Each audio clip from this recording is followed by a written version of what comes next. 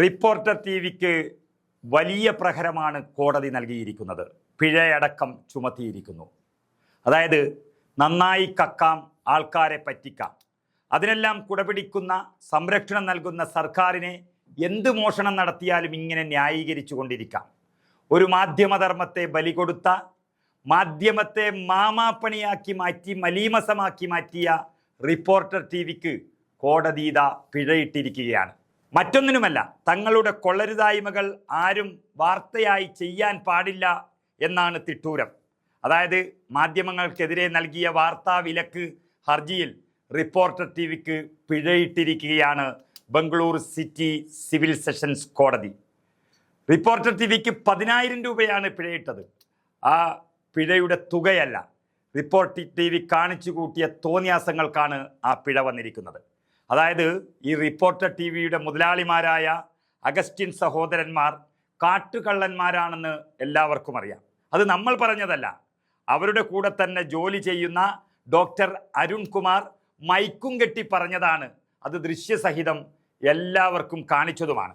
എന്നാൽ തങ്ങൾ നടത്തിയ തട്ടിപ്പുകളായ മുട്ടിൽ മരമുറി, അതുപോലെ ഈ മാംഗോ ഫോൺ തട്ടിപ്പ് തുടങ്ങിയ കേസുകളിലെ വാർത്തകൾ അതാരും കൊടുക്കരുത്, അത് നീക്കണമെന്നാണ് അവരുടെ ആവശ്യം കോടതിയിലേക്ക് എത്തിയത്. അങ്ങനെ ആവശ്യപ്പെട്ടുള്ള ഹർജിയിലാണ് ഇപ്പോൾ പിഴ നടപടി വന്നിരിക്കുന്നത്. ഹർജിക്കാർക്ക് ദുരുദ്ദേശം എന്നതടക്കമുള്ള നിരീക്ഷണങ്ങൾ പങ്കുവച്ചുകൊണ്ടാണ് ബഹുമാനപ്പെട്ട കോടതി റിപ്പോർട്ടർ ടിവിക്ക് പിഴയിട്ടത്. ഇതുമായി ബന്ധപ്പെട്ട് ഏതെങ്കിലും വാർത്തകൾ നീക്കിയിട്ടുണ്ടെങ്കിൽ അവയെല്ലാം പുനഃസ്ഥാപിക്കാമെന്നും കോടതി ഉത്തരവിട്ടു. അതായത് കാട്ടുകൊള്ളൻ എന്ന് വിളിച്ച് ആരെങ്കിലും വാർത്ത നൽകിയിട്ടുണ്ടെങ്കിൽ, അത് നീക്കിയിട്ടുണ്ടെങ്കിൽ അതിനെ വീണ്ടും പുനഃസംപ്രേഷണം ചെയ്യാമെന്നുള്ളതാണ് കോടതി പറഞ്ഞിരിക്കുന്നത്. അതോടെ ഈ കാട്ടുകൊള്ളന്മാരെ അങ്ങനെ തന്നെ വിളിക്കാം. നടത്തിയ തട്ടിപ്പുകളെല്ലാം തുറന്നു കാട്ടുകയും ചെയ്യാം.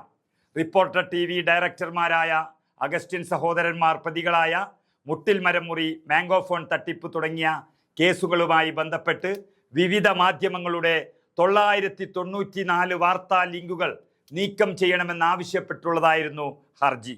തങ്ങൾ കക്കുകയും മോഷ്ടിക്കുകയും ആളുകളെ പറ്റിച്ച് പണമുണ്ടാക്കുകയും ഒക്കെ ചെയ്യും, പക്ഷെ ആരും അത് പുറത്തു പറയരുത് എന്നാണ് ഇവർ നൽകിയിരിക്കുന്ന ഹർജിയുടെ രത്നചുരുക്കം.